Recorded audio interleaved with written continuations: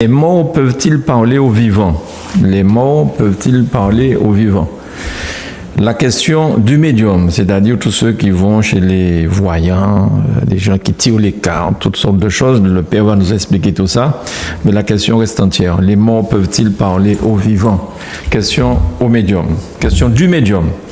Un défunt, mon père, peut-il apparaître à un vivant? Par exemple, pour lui demander des prières, pouvons-nous admettre l'existence d'un réel contact avec les morts? Très bien. Alors, nous avons dit le dimanche passé que lorsque quelqu'un meurt, il va soit au paradis ou soit dans l'Hadès, et que c'est une révélation de la théologie orthodoxe. Chez les catholiques, ils ont eu ce qu'on appelle un troisième lieu, qu'on appelle le purgatoire, qui n'est pas une théologie orthodoxe. Alors moi, ici, mon but n'est pas de dire que ce que disent les catholiques est faux. Chacun est libre. Oui. Donc les catholiques peuvent croire et doivent croire au purgatoire. Je ne dirais pas à un catholique de ne pas y croire. Tandis que je dirais à un orthodoxe de ne pas croire parce que ça ne fait pas partie de la théologie orthodoxe. Donc voilà, il faut qu'il y ait ce respect des frontières. Mais mon but n'est pas de dire c'est faux. Mon but est de dire, nous, on dit qu'il y a l'Hadès et ou bien il y a le paradis. Donc normalement, les âmes des saints ou des défunts ne peuvent pas apparaître. Ils ne peuvent sortir du lieu où ils sont. En fait, ce n'est pas un lieu, l'enfer. L'Hadès n'est pas un lieu. Le paradis n'est pas un lieu. C'est un état. C'est un état. Mais ce n'est pas véritablement un lieu. Ils ne peuvent pas sortir de là, sauf avec la permission de Dieu. Dieu peut l'autoriser. Les âmes qui sont dans l'Hadès sont complètement séparées avec les vivants. Une fois qu'une personne meurt, eh bien, il y a une séparation avec les vivants. Il arrive dans un état qui ne lui permet plus de discuter ou de parler avec des personnes vivantes. Mais entre parenthèses, on dit toujours, sauf si Dieu le permet. Mais surtout les saints, eux, peuvent apparaître aux hommes. Les saints, oui. Mais pas ceux qui sont dans l'Hadès. Les saints peuvent apparaître aux hommes. C'est ça la distinction entre les défunts et les saints. Les défunts qui sont dans l'Hadès ne peuvent plus. Sauf si vraiment Dieu le permet. Ça sera vraiment une permission sur 100. Une permission sur 1000 âmes. Une permission sur 1 million d'âmes. La plupart du temps, non, c'est fini, c'est trop tard. Mais les saints, eux, si, étant auprès de Dieu, ils ont la faculté d'apparaître aux hommes. C'est pourquoi il y a des églises qui sont dédiées aux saints. C'est pourquoi nous les prions. Parce que eux aussi, ils peuvent apparaître. Il y a un exemple, par exemple, en Grèce. On a ce qu'on appelle les néo-martyrs, des nouveaux martyrs qui s'appellent Raphaël, Nicolas et Irène. Ce sont des martyrs orthodoxes qui furent tués lors de l'invasion russe, turque. Les Turcs avaient envahi la Grèce. C'est en 1410. Ça se passe en 1410. Et ces saints orthodoxes ont été massacrés par les Turcs. Vous voyez que les Turcs ont pris même la ville de Constantinople, qui est une ville orthodoxe. C'est là où il y a eu le concile de Nicée-Constantinople. Et Constantinople est devenu aujourd'hui Istanbul. Donc il y a eu des guerres entre les empires ottomans, donc les musulmans, et les chrétiens orthodoxes. Ils avaient tué un moine, des prêtres et une jeune fille de 12 ans qui s'appelait Raphaël, Nicolas et Irène. Et personne ne connaissait leur histoire. Ce n'est qu'en 1959 que ces trois saints-là ont commencé à apparaître aux habitants de Constantinople. Ils ont dit comment ils étaient morts, à quel endroit ils avaient été enterrés. Et ces saints, avant de mourir, avaient même caché des calices, les objets sacrés de la messe, de la liturgie. Ils ont révélé à quel endroit étaient ces objets sacrés. Ils sont apparus dans les rêves, ou ils sont apparus parfois visiblement pour dire que mon corps est à tel endroit, à tel lieu. Donc ils sont apparus presque 4, 5, 6 siècles après. C'est incroyable. Et les archéologues ont découvert que tout ce que ces saints avaient révélé était vrai, puisqu'on a retrouvé les corps. Il y a même un qui a dit qu'on m'avait pris un marteau, on m'a frappé à la tête. Et les archéologues, quand ils ont étudié le corps, ils ont vu qu'il y avait des marques sur le crâne. Des marques de marteau. Donc, vous voyez que ces saints sont apparus plus tard. Donc, on peut croire la même chose des damnés dont Dieu permet l'apparition aux vivants, parfois dans le but de les terrifier. Il arrive que des âmes qui sont damnées apparaissent aussi dans le but de terrifier les personnes pour leur montrer que l'enfer existe. Nous avons vu des gens, parfois des gens rêver, que j'ai rêvé mon père, il était attaché quelque part, il criait. J'ai vu l'apparition de quelqu'un de damné qui pleurait, qui souffrait. Donc parfois Dieu le permet pour montrer aux hommes qui sont sur la terre que L'enfer existe. Donc il existe de nombreux exemples d'apparitions des saints ou des personnes damnées. Toutefois, il y a cette différence entre les saints et les damnés. Les saints peuvent apparaître aux vivants quand ils le veulent, parce qu'ils ont la possibilité que Dieu leur a donnée, mais non les damnés. Les damnés, il faut vraiment la volonté divine. Quant aux damnés, ils ne peuvent pas le faire d'eux-mêmes, mais Dieu le leur permet, parfois, quelquefois, il peut leur permettre. Eh ben. Alors, est-il permis de prendre part aux séances des médiums? Peut-on pratiquer le spiritisme ou la nécromancie?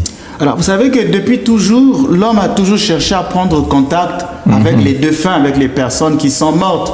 Dernièrement, je recevais un appel d'une personne qui est au Canada, qui m'a appelé depuis une année, cherchait à avoir un rendez-vous avec moi et ne le trouvait pas. Après une année de tentative, le secrétariat lui a autorisé de me parler. Et quand elle m'appelle, elle me dit, ma mère est morte, je voulais savoir son état. Et je lui ai dit, je suis le père Menas et non un médium. Et je lui ai raccroché au nez. Alors, tout le monde aujourd'hui veut communiquer avec les morts. Tout le monde veut communiquer avec les morts. En Afrique, par exemple, il y a beaucoup de rituels pour entrer en communication avec les morts. Par exemple, en Afrique, quand on enterre les personnes, après que le corps soit venu à la messe, les gens vont prendre le cercueil, ils vont le placer sur les épaules, les 4 porteurs, pour emmener au trou. Il arrive que le cercueil commence à danser. Les gens sont comme entraînés par une force mystérieuse. Parfois, l'esprit va les emmener à tous les endroits où il a vécu. Il va même aller saluer des personnes qu'il connaissait. Et les porteurs ne peuvent pas expliquer d'où vient cette force. Je me rappelle que le jour où on enterrait ma maman, ma mère, eh bien, on a emmené le cercueil au niveau de la tombe. Et moi, je me retrouvais à 100 mètres de là. Je ne voulais pas arriver au niveau de la tombe où on mettait le corps de ma mère. Donc, la mise en bière quand on enterre. Tout à coup, quand les gens soulevaient le corps au niveau des épaules, ils ont senti une force commencer à les emmener et la force les emmener à l'endroit où j'étais. Donc, le cercueil a traversé tout l'endroit. Pourtant, ces personnes ne savaient pas où j'étais. Et le cercueil est venu à l'endroit où j'étais. Et moi, j'ai donné une bénédiction à ma maman. Et j'ai dit, tu peux aller en paix. Et elle s'est inclinée devant moi. Et le cercueil est reparti à l'endroit pour être enterré. Cette force-là, jusqu'aujourd'hui, beaucoup de gens ne savent pas d'où ça vient. Et les gens disent que c'est le mort qui fait trembler, qui fait bouger le cercueil. Alors, est-ce que ça veut dire que le mort ne veut pas être enterré? Non, ça ne veut pas dire qu'il ne veut pas être enterré. C'était un dernier au revoir. C'est pourquoi je disais qu'il va dans les endroits où il a vécu. Il va saluer des personnes dans l'assemblée qu'il aimait.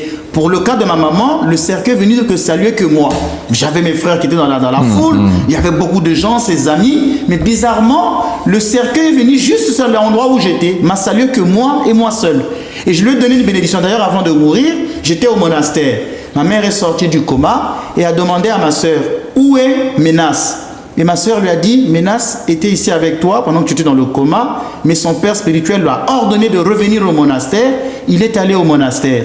Elle a ouvert les yeux, elle les a fermés pour toujours. Et elle est morte en pendant son temps. Quand je suis revenu pour l'enterrement, c'est sûr qu'elle était contente de me voir, que j'étais là, et elle est venue me saluer. Et après, elle est repartie paisiblement pour être enterrée.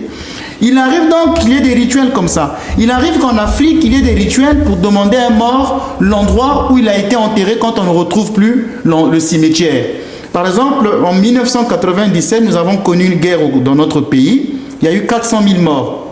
Et des hommes en armes. Je pèse mes mots. Je n'ai pas dit les militaires congolais. Je n'ai pas accusé. J'ai dit des hommes armés ont surgi dans l'endroit où nous étions cachés dans une forêt. Ils ont commencé à tirer sur tout le monde. Et ils ont tiré sur mon oncle qui était là. Et à un moment, arrivé vers moi, le militaire a vu son arme s'enrayer. Et l'autre militaire lui dit, ne le tue pas. Ce garçon ressemble à Jésus. C'est le militaire qui lui dit ça. C'est pas un militaire là, c'est des gens en armes. Il lui dit, ne le tue pas, il ressemble à Jésus. Par contre, il me dit, vous allez enterrer ces gens qu'on a tués ici, vous allez les enterrer.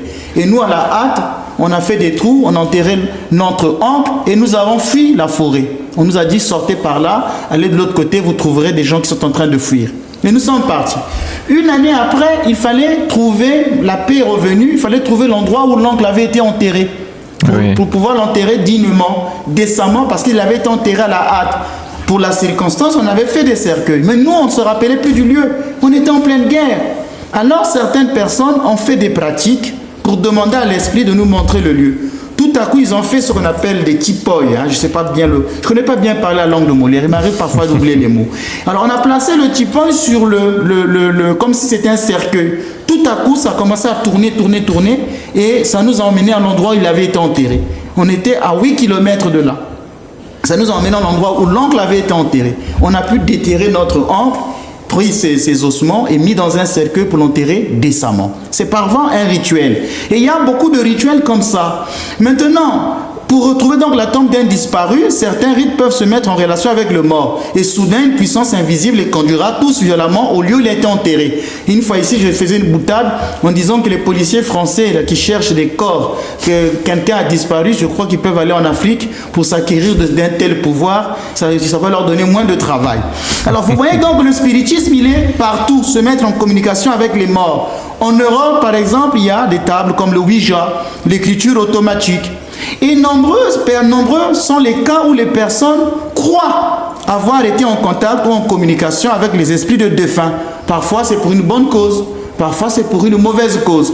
Je me rappelle quand mon père est mort, 6 mois après, je fais un rêve, je vois l'esprit de mon père me parler, m'en disant, mais Destin, c'est mon nom de naissance, Destin, je suis ton père, Léon. Tu sais que ton oncle vient de vendre 2 terrains, 2 maisons que j'ai laissées à Pointe-Noire. Il a récupéré l'argent, mais il ne t'a rien donné. Il l'a fait en secret. Je me suis réveillé, j'ai dit quel genre de rêve. J'en ai parlé à ma maman. Maman me dit, on va se renseigner. Et quand on se renseigne, effectivement, mon oncle avait vendu 2 maisons de mon père. Et comme je suis l'héritier, j'ai demandé mon droit. Et j'étais obligé de le demander violemment. Il m'a remis l'argent.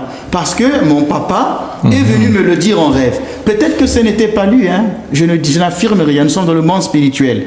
C'est un monde très complexe. Peut-être c'est un ange de Dieu qui avait juste pris sa face. Mais au moins, il y a beaucoup de choses comme ça. On nous dit que les morts viennent dire des choses aux vivants. Maintenant, je voulais vous dire ceci. Ces méthodes pour entrer en contact avec les défunts sont souvent précédées d'un rituel. Tout à l'heure, pour mon oncle qui a montré le lieu où on l'avait enterré, il y a eu un rituel qui a été fait. Pour ma mère, il n'y a pas eu un rituel puisque le cercueil, de manière spontanée, est venu vers moi. Pour mon père, il n'y a pas eu de rituel. Mais la plupart des choses, c'est qu'il y a un rituel qui est fait. Et c'est là où c'est là où on va faire la différence. C'est-à-dire que c'est le rituel pour entrer en communication avec le mort qui est interdit. Ce n'est pas l'apparition en tant que telle. Si c'est une apparition soudaine que vous n'avez pas vous-même cherché, ça c'est Dieu. C'est pourquoi je vous disais que dimanche passé, je vous parlais de cette Martiniquaise qui est venue me dire que j'étais mort pendant l'accouchement. Je ne l'ai pas cherché, je ne l'ai pas fait un rituel, j'étais en train de prier pour les morts en général. Mais ce que Dieu condamne, ce n'est pas l'apparition du mort en tant que tel, mais c'est quand il y a des pratiques de rituels, quand il y a des rituels. Ce sont ces pratiques-là. C'est ce que dit Deutéronome 18, verset 10. Qu'on ne trouve chez toi personne qui s'adonne à la divination et à la magie, qui ait recours au charme, qui consulte les évocateurs et les devins et qui interroge les morts. Car tout homme qui fait ces choses est en abomination au Seigneur. Deutéronome 10, verset 10. Deutéronome 18, verset 10. Donc ce n'est pas l'apparition en tant que telle que Dieu peut permettre, mais c'est le rituel, la prière pour invoquer le mort afin de nous donner, de nous prédire l'avenir ou de nous révéler les choses mystérieuses. Et dans la Bible, il y a un cas, celui de Samuel, qui fut invoqué par une nécromancienne. Parce que Saoul est allé voir cette dame pour lui dire « Dis au prophète qui est mort de me révéler l'avenir ». 1 Samuel 28, verset 15. Les pères de l'Église, nous allons élever le niveau à ce niveau-là. Les pères de l'Église, Tertullien, Saint Cyril d'Alexandrie et Théodoré de Cire, pensent qu'il s'agit d'une apparence trompeuse de Samuel suscitée par le démon. Qu'il ne s'agissait pas de Samuel lui-même qui est apparu. Parce qu'ici, il y a un rituel. Je vous ai dit qu'il faut faire la distinction entre le rituel et l'apparition spontanée. Puisqu'il y a eu un rituel, pour les pères de l'Église, il s'agissait du démon. Le but des saints-pères, dans cette interprétation, était de montrer que les nécromanciens n'ont aucun pouvoir de faire apparaître des saints ou des défunts, puisque c'est le pouvoir de Dieu. Ils n'en ont aucun pouvoir de le faire. Mais qu'ils provoquent seulement des illusions. ce sont que des illusions. Alors, quand mon oncle montre le lieu où il a été enterré, est-ce que c'est lui-même ou est-ce que le démon? Puisqu'il y a eu rituel, en théologie, on dirait que c'est le démon qui nous avait montré là où se trouvait son corps. Mais selon l'opinion d'Origène, Origène n'a pas été reconnu dans l'Église comme un saint parce qu'il s'était fait castrer. Il voulait tellement devenir saint, ne pas être chaste, qu'il avait demandé qu'il puisse devenir eunuque. Et l'Église ne l'a jamais reconnu pour saint pour avoir fait cette action-là. Il faut vivre la chasteté dans le combat de tous les jours. Et voilà. Donc vous voyez qu'ici on apprend beaucoup de choses, hein, monsieur Grandi. Tout à fait, tout à fait. Origène pense que c'était Samuel lui-même qui est apparu. Pourquoi? Car il est impossible à un démon de prévoir l'avenir. Le but d'Origène était d'affirmer la réalité de la descente du Christ aux enfers, puisque les prophètes comme Samuel y étaient descendus.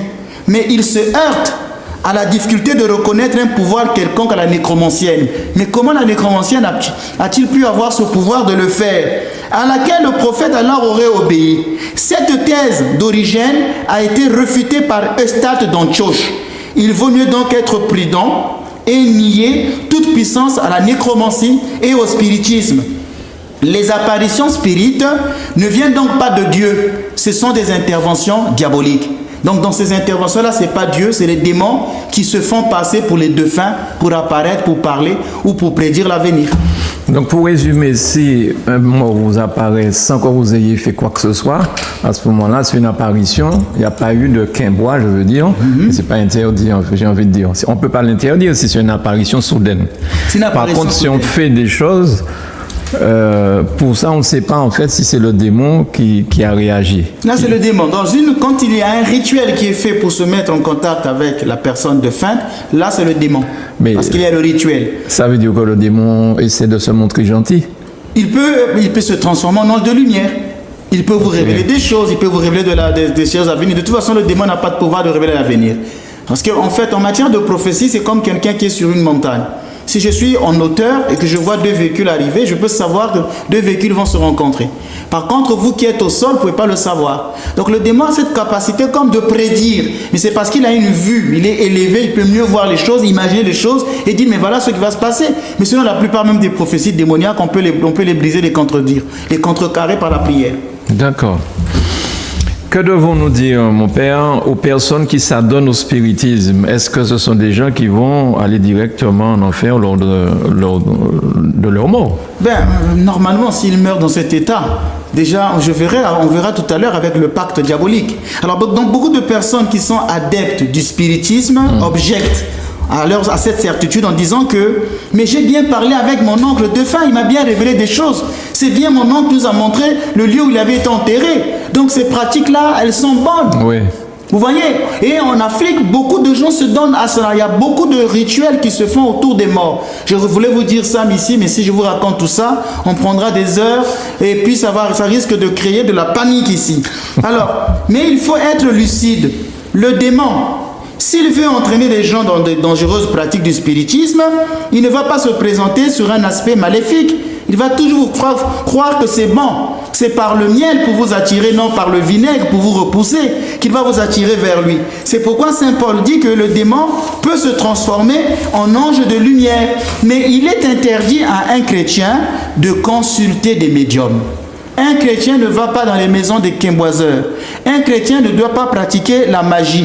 Il doit renoncer au culte païen. Dans notre paroisse, j'avais dit aux fidèles, si un jour, par une vision que Dieu peut me donner, parce que j'en attrape beaucoup. Il y a beaucoup de fidèles à la paroisse qui ont des vies privées cachées que je finis toujours par découvrir. Ils se disent, mais comment le prêtre sait toujours ça? C'est ça mon rôle, je suis comme l'aigle qui veille. C'est pourquoi, dans l'église, le Seigneur m'a donné la grâce de veiller sur la vie des fidèles. Et je leur disais que le jour que je vous attraperai chez des Quimbois, vous serez excommuniés. C'est un motif d'excommunication, de priver quelqu'un de la communion. Dans l'église, on ne pratique pas la magie. On ne peut pas être dans la rose-croix. On ne peut pas être dans la franc-maçonnerie. On ne peut pas pratiquer les sciences occultes. C'est interdit pour un chrétien orthodoxe et même catholique. Ils sont exclus de la paroisse. C'est Hippolyte, dans la tradition apostolique, qui exclut du baptême les magiciens, les astrologues, les devins, les tireurs de cartes. Il y a les canons orthodoxes contre les magiciens, les sorciers, ceux qui font appel à eux. c'est le canon 24 du concile d'Ancyre, le canon 36 du synode de Laodicée, le canon 60 et 61 du concile d'Inutrulo, le canon 65, 72 et 83 de Saint Basile de Césarée et le canon 3 de Saint Grégoire de Nice. Donc moi, parfois, quand je vois ou j'entends des prêtres qui pratiquent de la magie, je me dis, mais comment ils ont pu être prêtres? Un prêtre ne doit pas pratiquer la magie. Moi, j'entends parfois, oh, mais tel prêtre, je suis allé le voir, il m'a dit, il faut que j'aille allumer les bougies roses, jaunes, vertes, que je fasse un pentacle, que j'aille à la mer, faire des bains, que je prenne tel savon, ou ceci. Je dis, mais on est où là? Le prêtre ne peut pas pratiquer l'occultisme. Moi qui tiens Jésus-Christ, je veux aller tenir des pratiques de magie? Derrière toutes ces pratiques, c'est de l'adoration au diable. Et tu ne te prosterneras que devant le Seigneur, ton Dieu. Pourquoi nous disons aux gens de ne pas faire ce genre de pratique? Il existe 3 conséquences terribles pour son âme. La première conséquence, elle est psychologique et psychiatrique. Lorsqu'une personne invoque un mort, elle peut être tourmentée par l'esprit maléfique qui habitait le défunt lors de son trépas. Vous ne savez pas si cette personne faisait de la magie. Vous ne savez pas si cette personne était possédée par un démon. Son âme se retrouve aux enfers. Vous pensez que c'est lui que vous invoquez. Mais en fait, ce n'est pas lui que vous invoquez, c'est le démon qui le tourmentait. Et c'est ce démon-là qui viendra vers vous pour vous tourmenter. Moi, je me rappelle, un jour, au Congo-Brazzaville, j'avais dans une paroisse catholique une messe de requiem, de funérailles. On est allé enterrer la personne. Donc, cette personne pratiquait de la magie à haut niveau. Et on a mis les enfants de la famille tout autour du cercueil. Les gens commençaient à faire un rituel pour parler aux morts. Ils ont jeté de vin de palme. Tout à coup, 6 enfants sont tombés et ont commencé à faire des crises de possession, à tomber, à crier. On a pris les 6 enfants, on les a ramenés dans une paroisse catholique. C'est la paroisse Saint-Pierre-Claver de Bakongo. J'ai toujours dit que sur cette île en Martinique, il y a des prêtres catholiques qui vous diront que oui, ce qu'ils racontent, c'est vrai. On peut se mettre en contact avec les prêtres de Bakongo, ils vous diront que c'est vrai. Et à l'époque, le prêtre qui était là, c'est le père Aimé Poré, prêtre catholique qui est aujourd'hui à Lyon. Ces 6 enfants sont emmenés, ça tombe, ça crie. L'esprit parle ici, je suis monsieur un tel que vous venez d'enterrer. Et tout à coup, quand le prêtre fait la prière, l'esprit sort, il va dans le corps de l'autre faire fille. Je suis un tel que vous avez enterré. Je veux ceci, je ne veux pas lâcher. Et l'esprit ne faisait que tourner entre les 6 enfants. Les prêtres avaient fait 4 heures de prière, ils n'arrivaient pas à arrêter cette possession. Moi, j'étais à la télévision, c'était un vendredi, j'étais allé tourner à la télé. Je rentre tranquillement chez moi et le père Aimé m'appelle. Père Ménas, vous êtes où? J'ai dit, j'étais à la télé, j'avais un débat avec un musulman. Et je suis venu me reposer, je venais d'enlever ma soutane, je me suis mis en pyjama. Et puis il me dit, s'il te plaît, viens vite à la paroisse, on a une difficulté ici. Je ne peux rien refuser au Père Aimé. Ça a été mon père spirituel de l'Église catholique. C'est pourquoi je ne pourrais jamais insulter les catholiques parce que le Père Aimé, c'est lui qui m'a tout appris. J'ai un grand amour des catholiques grâce au Père Aimé. Donc il ne faut pas qu'on me prenne pour un ennemi des catholiques. Donc j'ai pris ma voiture et je courus à la paroisse. J'arrive et je vois ce phénomène. J'ai dit, mettez-les tous dans une salle. Je suis rentré, j'ai fait une prière en 2 minutes et j'ai dit, maintenant retourne dans ton enfer. Dès que j'ai fait le signe de la croix, tout le monde est tombé et l'esprit est parti. Donc vous voyez qu'on peut être tourmenté en invoquant un démon parce que la personne, vous ne savez pas quelles étaient ses pratiques. Les démons prennent souvent leur apparence pour nuire, comme ils peuvent prendre l'apparence trompeuse d'un ange de lumière. La plupart des psychotiques, les gens qui sont dans les hôpitaux psychiatriques, 1 personne sur 4 ont pratiqué la magie. La plupart des personnes qui sont dans les hôpitaux psychiatriques, ce n'est pas que la drogue.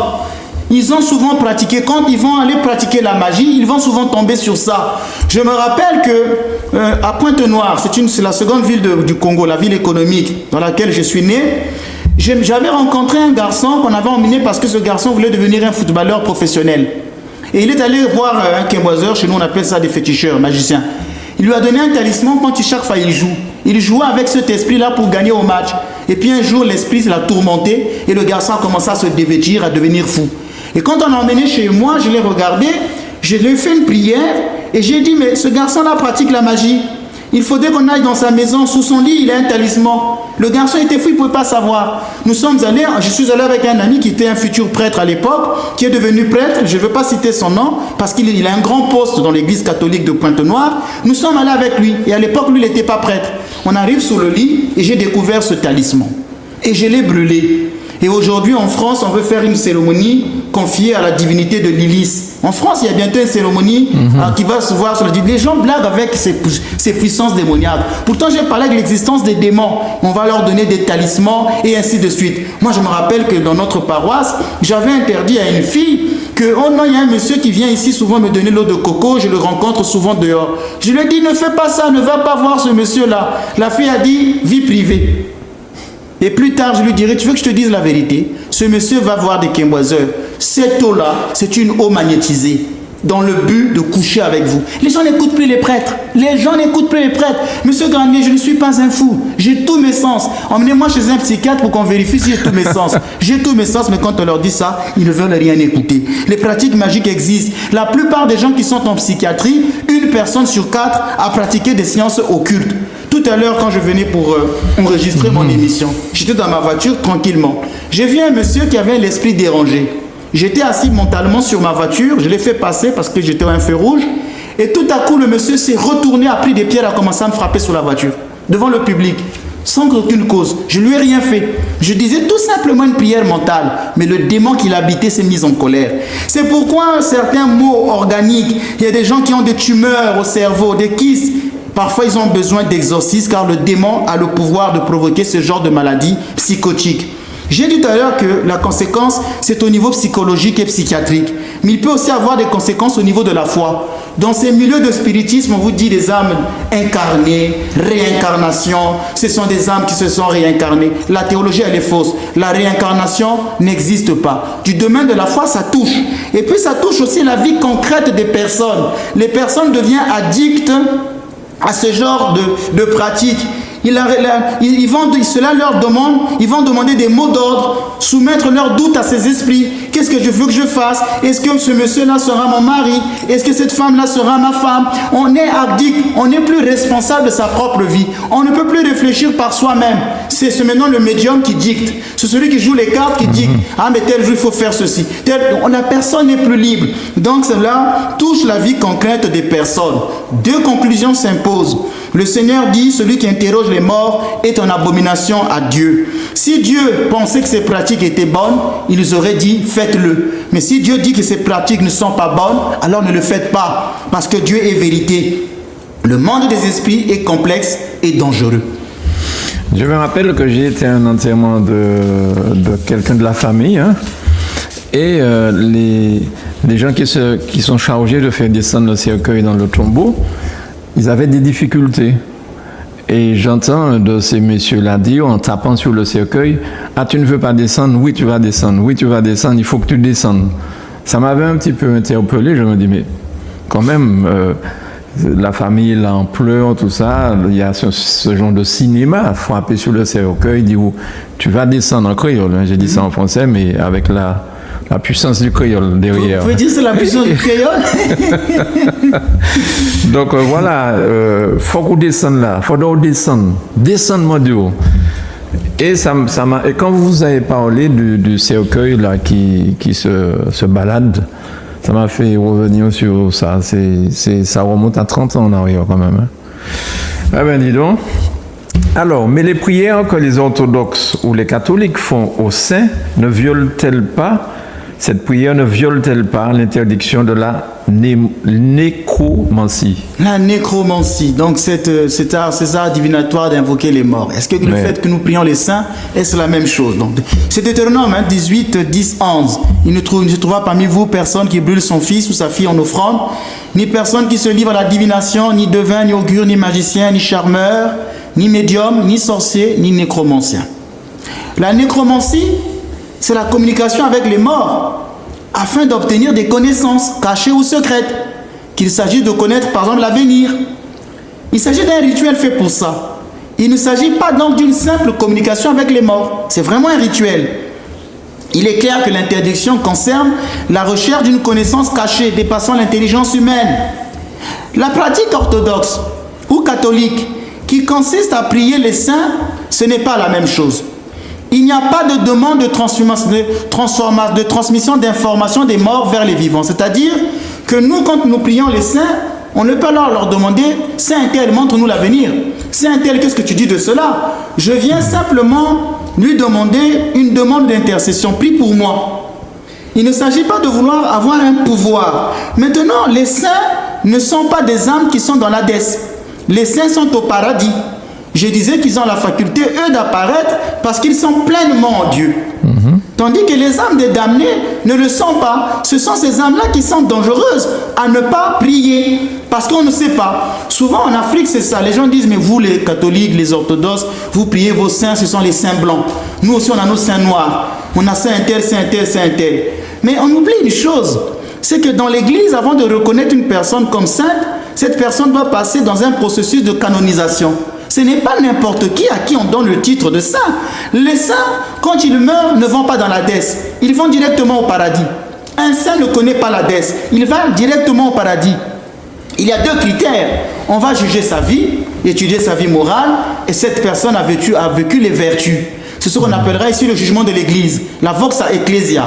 L'Église va se prononcer sur sa vie, ses vertus. Mais on peut avoir été vertueux, mais ne pas aussi être un saint. Il y a bien eu des abbés Pierre qui ont été des hommes vertueux, qui ont fait beaucoup de bien, mais ils ne sont pas saints. Donc, parce que derrière tous les actes qu'on pose, on va voir quelles étaient les intentions derrière chaque acte. D'abord, il y a les vertus, mais il y aura aussi la voix de Dieu, la vox dei. On va demander à Dieu, Seigneur, si telle ou telle personne est sainte, montre-nous par des miracles. Et les saints vont faire des miracles. Les miracles, c'est pas, ah, j'avais la grippe, je suis guéri. Ah, mais j'avais un mal de ventre, je suis guéri. C'est pas ça le miracle. Le miracle, c'est ce qui échappe à la science. Donc nous avons dans l'Église des critères pour savoir qui est au ciel et qui ne l'est pas. Et donc nous invoquons pas tout le monde. C'est pas n'importe qui à qui l'on donne le titre de saint. J'ai entendu une fois ici une question, parce qu'il m'arrive de regarder des émissions religieuses ici en Martinique. On posait la question à un homme d'église, pourtant qui doit connaître la théologie. On lui a dit, est-ce que dans les autres églises, dans les autres religions, comme l'islam, le bouddhisme, y a-t-il des saints? Il a dit oui, il y a aussi des hommes saints dans ces églises-là. Alors, je ne voudrais pas dire c'est qui, parce que pour vous dire qu'on critique beaucoup le Père Ménas, mais le Père Ménas, je pense que c'est un sachant. Je voudrais répondre en disant que non, dans les autres églises, dans les autres mouvements religieux, il n'y a pas de saints. Il y a des hommes vertueux, mais il n'y a pas de saints. La sainteté est un acte, est un attribut de l'Esprit Saint qui est communiqué que dans l'Église, parmi les membres de l'Église. On ne peut que parler des saints que dans l'Église. En dehors de l'Église, on parlerait des hommes vertueux. Faisons donc cette distinction. Donc ce n'est pas n'importe qui. Dans l'Église catholique, j'aime bien la préface. On avait parlé de la préface, cette prière, on dit vraiment, il est juste et bon de te rendre gloire. Quand, par exemple, il s'agit de la messe d'un saint, dans l'Église catholique, on dit dans la préface, tu es glorifié dans l'assemblée des saints, lorsque tu couronnes leur mérite, tu couronnes tes propres dons. Ce qui veut dire qu'il n'y a aucune rivalité entre Dieu et les saints. Dieu leur a tout donné. Et quand un saint est glorifié, c'est Dieu lui-même qui est glorifié à travers ce saint. Le Christ est l'unique médiateur. Les saints ne le sont pas. Les saints ne sont pas des médiateurs, mais ils sont des intercesseurs. C'est pourquoi dans l'Apocalypse de Saint Jean avait une nuée de témoins qui offraient des sacrifices à Dieu. Et l'Apocalypse 8 nous dit, ce sont la prière des saints. Donc les saints prient au ciel. Alors que dans dimanche passé, on avait dit que les morts ne peuvent rien demander pour eux-mêmes. Qui ne sont plus actifs, ne peuvent plus rien demander. Mais par contre, apparemment, les saints, oui.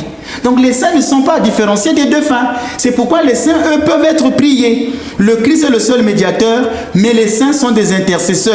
Par exemple, dans l'Église catholique, il y a une sainte qui avait dit, c'est Sainte Thérèse, la petite Thérèse de l'enfant Jésus. Je souris quand je parle d'elle. C'est comme si je la voyais. Elle disait, je passerai mon ciel à faire du bien sur la terre. Vous voyez, je passerai mon ciel à faire du bien sur la terre. Donc les saints sont déjà glorifiés. Et donc c'est pourquoi il y a beaucoup de saints, même dans l'église orthodoxe, comme dans l'église catholique, qui avaient promis que le jour de ma mort, je continuerai à veiller sur vous. Donc les saints ne sont pas différenciés avec les esprits des morts. Ce n'est pas le même culte. D'accord. Dites-moi, mon père, les artistes qui fréquentent les morts là qu'est-ce que vous en pensez, les artistes internationaux? Je parle même pas sur le continent martiniquais, enfin sur le département. Mais il y a des artistes qui ont dit que lorsqu'ils sont sur scène, on sent il y a quelque chose de démoniaque qui se passe. Vous y croyez, vous?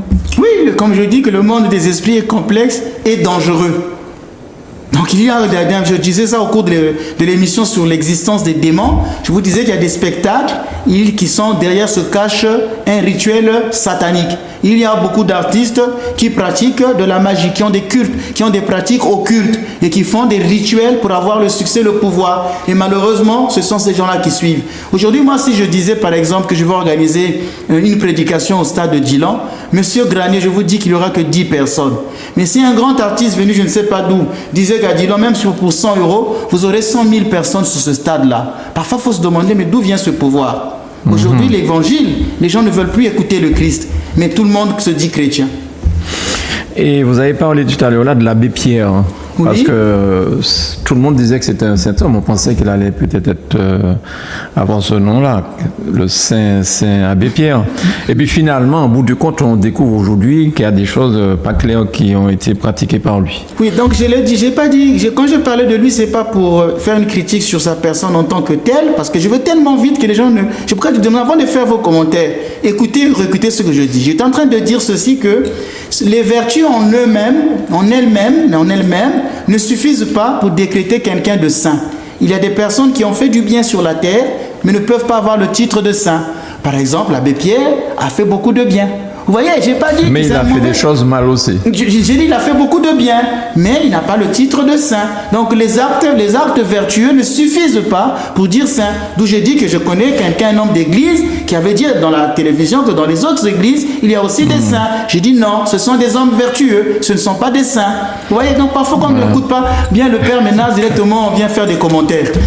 Mais ça montre aussi que même si les vivants, les humains, ne voient pas la partie maléfique, lui, le Seigneur, il sait tout. Il connaît le début, il connaît la fin. Dieu sait tout. On ne peut jamais tromper Dieu. Vous pouvez tromper un prêtre en confession, tromper un prêtre dans le dialogue, vous ne tromperez jamais Dieu. Dieu sait tout.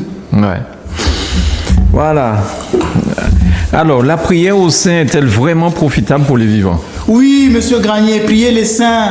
Mes chers téléspectateurs, prier les saints, c'est véritablement bénéfique pour nous les vivants. Nous sommes l'Église. L'Église, ce n'est pas qu'une assemblée de nous qui sommes sur terre. L'Église, elle est triple. Il y a l'Église glorifiée, glorifiante, triomphante. C'est l'Église des anges, de la Vierge Marie, des saints. Il y a l'église militante, c'est nous qui sommes sur terre. Il y a l'église souffrante, ce sont les âmes qui sont dans la dèche. Et je disais dernièrement que les défunts font partie aussi du corps du Christ. Ce n'est pas parce qu'ils sont dans la dèche qu'ils ne sont pas dans l'église. Ils sont toujours dans l'église. Donc nous sommes une communion, nous sommes une famille. Et les gens disent, mais oui, mais pourquoi vous priez les saints? Mais la prière en elle-même est un dialogue. Il faut savoir définir la prière comme un dialogue. Dans une maison, quand je dis à quelqu'un, merci de m'avoir donné la nourriture, je suis dans la prière d'action de grâce, de remerciement. Si je dis, papa, tu peux me donner le séchoir, je suis dans une prière de demande. Si je veux voir mon frère, excuse-moi, hier je t'ai mal parlé, c'est une prière de pardon. Donc les différentes formes de prière existent dans une famille. Et dans l'église, comme nous sommes une famille, nous avons aussi la prière, on parle les uns vers les autres. Maintenant, cette prière, elle est bénéfique, on va terminer par là, parce que sur 3 aspects. Elle nous rappelle qu'il existe une vie après la vie. Si nous sommes entourés des saints, c'est qu'il existe bien une vie après la vie. Il y a des gens qui disent que quand quelqu'un meurt, c'est trop tard, c'est fini. Comme si la personne était rentrée dans un inconscient total, ne sait plus ce qui se passe après. C'est faux, parce que si c'était ça, Hitler ne regrettera jamais le mal qu'il a fait. Puisqu'arrivé l'au-delà, il n'y a plus rien.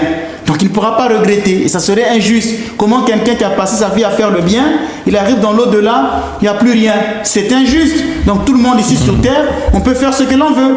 Donc cette vie de saint nous montre bien qu'il existe une vie après la vie. Donc il faut être un homme spirituel, mais pas être un homme spirit. Il faut être un homme spirituel, mais pas un homme spirit. Deuxième chose, notons que la vie, quand on prie les saints, ça établit un lien d'amour entre nous, les vivants, et les saints. Cette prière au sein a des effets sur les vivants, car elle renforce un lien mystérieux d'amour entre les vivants et les saints. Les saints se mettent aussi à prier pour nous, les vivants. Ils peuvent tout demander pour nous, parce que les saints connaissent notre situation, ils connaissent nos besoins. Et chaque chrétien doit prier son saint patron. Chacun de nous devait avoir un saint patron. Moi, ma mère ne m'avait pas donné le nom d'un saint, on m'a donné le nom de Ménas. Ménas, c'est mon saint patron. Mon saint patron de baptême, mon saint patron d'ordination sacerdotale. Donc vous voyez que chacun de nous, nous devons prier notre saint. C'est pourquoi dans l'église orthodoxe, chaque matin quand on prie, on doit s'adresser à son saint. Chaque soir aux prières des complis, on doit s'adresser au saint. Et quand on rentre dans l'église orthodoxe, chaque fidèle doit aller vénérer l'image de son saint. Il faut toujours prier son saint patron. Nous devons invoquer chaque saint. Et chaque saint a des vertus, a des charismes spécifiques. Par exemple, j'ai ramené ici un livre, c'est l'Acatiste aux saintes. Dans ce livre, vous avez par exemple l'Acatiste à Saint-Luc de Crimée. Saint-Luc de Crimée, c'était un saint orthodoxe, c'est là en Ukraine. C'était un chirurgien. Un chirurgien, il a eu même le prix Nobel de la chirurgie. C'est lui qui a développé la chirurgie. Il est devenu même évêque orthodoxe. Et il est mort. Et souvent, nous l'invoquons avant une opération chirurgicale. Je me rappelle qu'à l'époque, quand nous étions en 2000, si j'ai une bonne mémoire, c'était en 2012, ma maman avait eu une maladie. Elle avait développé comme je ne sais pas, un kyste. Son cou avait gonflé. On ne savait pas si c'était un cancer, qu'est-ce qu'elle avait. Et donc, on devait faire des examens en vue d'une opération. Alors moi, je sortais du Mont Athos. J'ai dit à ma maman, on va faire l'Acatiste à Saint-Luc de Crimée. On a récité l'Acatiste de Saint-Luc de Crimée. Et le soir, quand elle dort, elle rêve qu'elle est en train de se faire opérer. Comme ma mère était infirmière, en se levant, j'ai dit, je sentais l'odeur de tous les produits qu'on utilise lors de l'opération. Et je l'ai regardé, je lui ai dit, regarde ton cou. Et quand elle regarde au niveau du miroir, le cou n'était plus gonflé, ça avait disparu. Vous voyez, ici, je me rappelle en Martinique, j'ai reçu une personne qui devait se faire opérer à 2 endroits. Le médecin avait dit le premier endroit, c'est anodin, c'est bénin, on peut opérer. Mais le deuxième endroit sera très difficile. J'ai fait l'Acatiste à Saint-Luc de Crimée. Et le lendemain, la maladie avait disparu. Et il y a beaucoup de témoins de ma paroisse qui connaissent ce miracle-là. Parce qu'il faut prier, les saints ont des vertus spécifiques. Mais je vais développer ça plus tard. Par exemple, dans l'Acatiste aux saintes, il y a l'Acatiste de Sainte Catherine. Sainte Catherine est invoquée pour la grâce du mariage. Quand on veut avoir la grâce du mariage, on invoque Sainte Catherine. Sainte Catherine est appelée Théonymphe, épouse du Seigneur. Et elle est souvent invoquée pour avoir la grâce du mariage. Il y a Saint Ménas, par exemple, qui est invoqué pour les objets perdus. Je me rappelle à Brazzaville, j'avais reçu 2 amis, 2 militaires qui étaient venus dormir dans ma maison pour que je prie pour eux parce qu'ils devaient aller au combat. Alors je les ai gardés dans la maison et ces militaires-là étaient restés dehors en train de manger. À un moment, ils sont sortis pour aller acheter de la boisson. Ils ont laissé leur téléphone. Et un voleur est passé, a pris leur téléphone. Quand ils arrivent, ils n'ont plus vu le téléphone. Alors, ils sont venus me frapper parce que j'étais dans la chapelle. Ils me disent, Père Ménas, est-ce que c'est vous qui avez récupéré notre téléphone? J'ai dit non. Je sors et puis on regardait où étaient les téléphones. On s'est rendu compte que quelqu'un les avait volés. J'ai dit, c'est pas grave, je vais aller demander à Saint Ménas. Je suis rentré puisque Saint Ménas est invoqué contre les voleurs. J'ai allumé une veilleuse devant Saint Ménas et j'ai récité l'Acatiste. Dès que j'ai terminé, le voleur est revenu par lui-même. On ne sait pas pourquoi, avec ses téléphones, il est venu se tenir au portail de l'église, il était là bloqué. Et les militaires l'ont attrapé. Bon, il avait passé d'abord un mauvais moment, tout ça. Alors vous voyez que les saints sont là. Par exemple, dans ce livre, il y a l'Acatiste de Saint-Benoît, l'Acatiste aux saints qu'on avait montré dernièrement par Manuela. Il y a l'Acatiste de Saint-Benoît. Saint-Benoît est prié contre les combats, contre les esprits mauvais. Il y a beaucoup d'autres saints. Mais plus tard, je reviendrai sur une émission spéciale où je parlerai de la vertu de chaque saint pour que vous puissiez avoir une dévotion aux saints. Et ces saints-là, parfois, peuvent vous apparaître. Alors là, on a le livre dont vous êtes en train de parler, l'Acatiste aux saints, oui. Dedans, il y a l'Acatiste aux saintes, il y a l'Acatiste à Sainte Catherine, l'Acatiste à Sainte Paraskevi, par exemple pour ceux qui souffrent des yeux, des glaucomes, l'Acatiste à Sainte Alipia de Kiev, qui fait beaucoup de miracles, l'Acatiste à Sainte Geneviève, qui est patronne de Paris, l'Acatiste à Sainte Marie d'Égypte, qui est invoquée pour les conversions, même ceux des prostituées, ou bien si vous avez une fille qui mène une vie disvolue, vous pouvez invoquer l'Acatiste de Sainte Marie d'Égypte, l'Acatiste à Sainte Odile, l'Acatiste à Sainte Thècle, dont j'ai parlé dimanche passé en disant que Sainte Thècle avait libéré une âme des enfers. Il y a l'Acatiste au Saint Patron et comme bonus, l'Acatiste à Saint-Luc de Crimée. Et même des jeunes dire, après la vie, vive la tombe. En fait, quelque part, ça veut dire, effectivement, comme vous avez dit, après la mort, rien ne se passe. Et quand vous avez parlé d'Hitler, effectivement, s'il est dans cette mouvance-là, il peut tuer autant de monde qu'il veut et ça ne va rien changer à sa mort. Donc, en fait, c'est ce qui peut-être permet à certaines personnes de faire un peu n'importe quoi. En se disant, après la vie, vive la tombe, il n'y a plus de vie. D'ailleurs, je voudrais consacrer une émission ici pour parler des axiomes du monde. J'ai constaté que le monde est en train d'enseigner des choses et les gens y croient. Par exemple, tu peux disposer de ton corps comme tu veux. Par exemple, voir, ce n'est pas prendre. Par exemple, dire, mais tout ce qu'il raconte le prêtre là, qui a vérifié ça? On peut me dire ça, mais est-ce que lui-même était au ciel pour vérifier ça? Alors que tous les jours, je viens raconter. Parfois, moi, ça me fait mal, monsieur Granier, de raconter des expériences mystiques que j'ai vécues. Quand je dis que j'ai vu tel défunt qui m'avait dit ceci, c'est que Saint Ménas, je lui avais demandé un jour ceci. Vous pensez que je viens faire de l'orgueil? Monsieur Granier, j'en souffre. Ma vie, j'ai voulu être dans un monastère, ne pas être connu. Je me suis fait connaître dans le monde. Il y avait des circonstances pour que je passe à la télévision pour parler, pour dire au monde que ces choses-là sont vraies. Mais comment pouvais-je parler de cela si moi-même, je ne disais pas mes propres expériences? Pour dire que moi-même, je les vis. Ça me fait mal de parler de ça. On va me prendre pour un saint, pour un illuminé ou même pour un fou. Mais je viens dire au monde que ces choses-là existent. Croyez en ce que l'Église vous enseigne. Moi-même, je les vis. Quand je dis que le Christ est réellement présent dans l'Eucharistie, je dis, mais je le vois. Mais quand je le dis au monde, les gens ne peuvent pas me comprendre. Donc c'est pourquoi il y a des gens qui vont réfléchir ainsi. De toute façon, la vie, ce n'est que sur cette terre, mangeant, buvant, dansant. Après, il n'y a plus rien. Oui. Ok, il n'y a pas de souci. Rendez-vous au ciel.